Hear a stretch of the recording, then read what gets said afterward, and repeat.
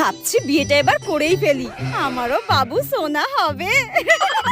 ধুর, এই সিঙ্গেল জীবন কাটাতে কাটাতে আমার এই সুন্দর জীবনে কালো ছায়া পড়ে গেছে। আর তার থেকেও বড় কথা, আমার মতো এত ভালো মেয়ে কেউ কোথাও পাবে না।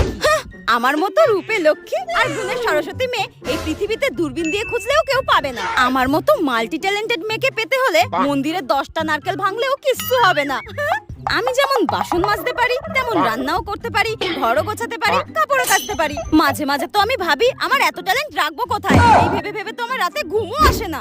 বিয়ের পর বাসন মাজা, রান্না করা, বরকে খাইয়ে দেওয়া সব করব। কিন্তু যেদিন থেকে আমার বর আমার গায়ে হাত তুলবে, সেদিন থেকে শুরু হবে ওকে কেলানো। একদম কাপড় কাচার মতো ওকে ধুয়ে রেখে দেবো।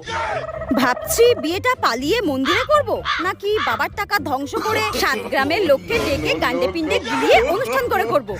যা হবে হবে, আমার তো বিয়ে করা নিয়ে কথা।